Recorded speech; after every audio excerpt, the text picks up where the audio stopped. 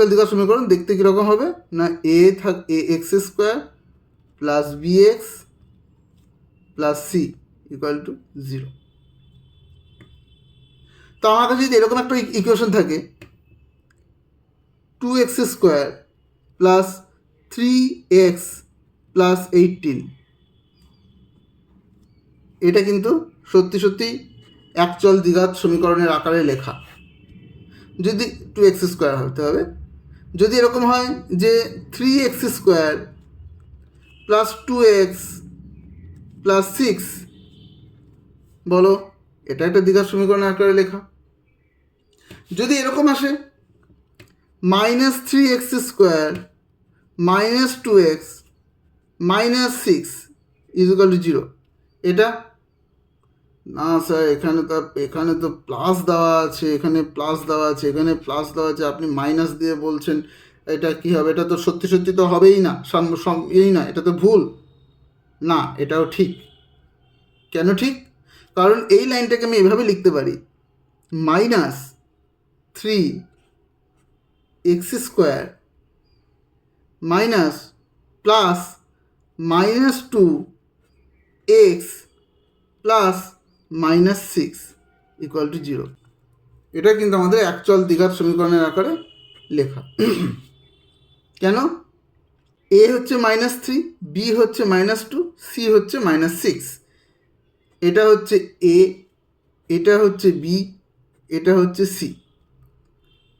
A x square b x plus c, a x square plus b x plus c equal to 0। তাহলে আমাদের এই ইকুয়েশনটি কিন্তু একচল দ্বিঘাত সমীকরণের আকারে লেখা হয়েছে। এইবার আমাদেরকে যদি এরকম কোনো কিছু বলা হয় যে ধ্রুবদের বাগানে কিছু নারকেল গাছ ছিল, এই নারকেল গাছগুলো, যে কটা নারকেল গাছ ছিল প্রত্যেকটা গাছ থেকে তার থেকে একটা করে বেশি নারকেল পাড়া হয়েছে। অর্থাৎ আমি যদি ধরে নিই এক্সটা নারকেল গাছ ছিল,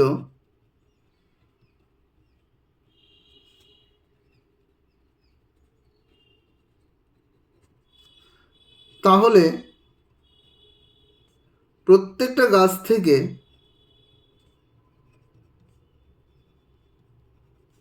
থেকে নারকেল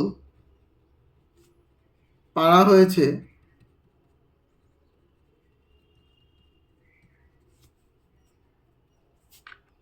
x+1। নারকেল গাছের সংখ্যা যদি x হয়, তাহলে প্রত্যেকটা থেকে টোটাল নারকেল গাছের সংখ্যার সঙ্গে আর একটা 1 যোগ করলে যে সংখ্যাটা পাওয়া যায় ততগুলো করে নারকেল পাড়া হয়েছে। তাহলে এতটি নারকেল পাড়া হয়েছে। টোটাল নারকেলের সংখ্যা মানে যে কটা নারকেল পাড়া হয়েছে, মোট নারকেল পাড়া হয়েছে 132টি। অঙ্কতে দেওয়া আছে এটা। তার মানে একটা গাছ থেকে পাড়া হয়েছে x+1, নারকেল গাছের সংখ্যা হচ্ছে x। কন্ডিশন ছিল যে কটা নারকেল গাছ ছিল তার থেকে একটা করে বেশি হলে যে নাম্বারটা হয় ততগুলো করে প্রত্যেকটা নারকেল গাছ থেকে পাড়া হয়েছে। তাহলে এক একটা গাছ থেকে x+1টি করে নারকেল পাড়া হয়েছে। মোট কটা গাছ আছে? xটি গাছ আছে।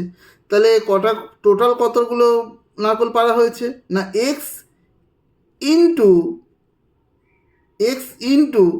x+1, তাই তো? তাহলে আমি এটাকে আরেকবার লিখছি। তাহলে x ইন্টু x+1, এটা হচ্ছে টোটাল নারকেল যতগুলো পেরেছে তার সংখ্যা, যেটা অঙ্কে বলা আছে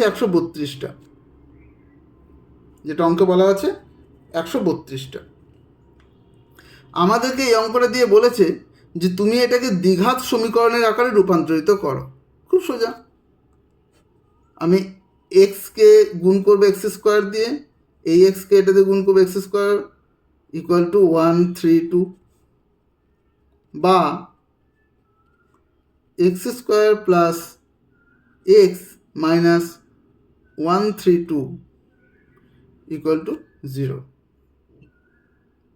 বোঝা গেল? তাহলে আমরা কিন্তু এটাকে কিন্তু দ্বিঘাত সমীকরণের আকারে প্রকাশ করে লিখলাম, তাই তো? দ্বিঘাত সমীকরণ আকারে প্রকাশ করে কিন্তু এটাকে লিখলাম। ধরো আরেকটা অঙ্ক দিয়েছে এরকম, বলছে একটি আয়তকার ক্ষেত্রে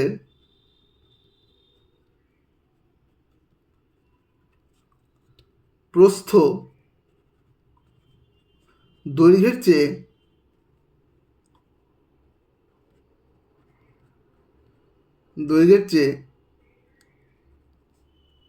5 একক কম। তাদের ক্ষেত্রফল বা আয়তকার ক্ষেত্রের ওই আয়তকার ক্ষেত্রের ক্ষেত্রফল যদি 204 বর্গ একক হয়, 204 বর্গ একক হয়, তাহলে প্রস্থ ও দৈর্ঘ্য কত? তাহলে প্রস্থ দৈর্ঘ্য এখানে চাইছে না, এখানে চাইছে তাহলে এটাকে দ্বিঘাত সমীকরণের আকারে প্রকাশ করে দেখাও। দ্বিঘাত সমীকরণের আকারে প্রকাশ করে দেখাও। ভালো কথা, তো আমরা দেখাই কি না। তাহলে আমরা ধরে নিলাম প্রস্থ হচ্ছে এক্স এত একক, এখানে যে একক বলবে তোমাদেরকে সেই এককটাই মেনটেন করতে হবে। তো এখানে একক বলেছে, একক বলছে প্রস্থ দৈর্ঘ্যের চেয়ে 5 একক কম, তার মানে 5 একক কম এক্স, তার মানে দৈর্ঘ্য 5 একক বেশি, তাহলে দৈর্ঘ্য হচ্ছে এক্স প্লাস 5 এত একক। তাহলে ক্ষেত্রফল কত হবে কে বলতে পারবে?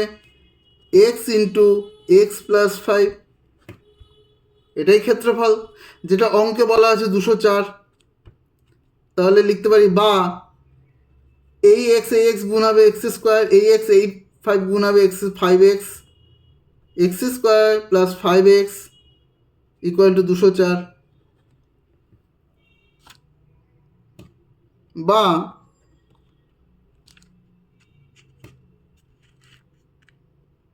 বা x square plus 5x minus 204 equal to 0।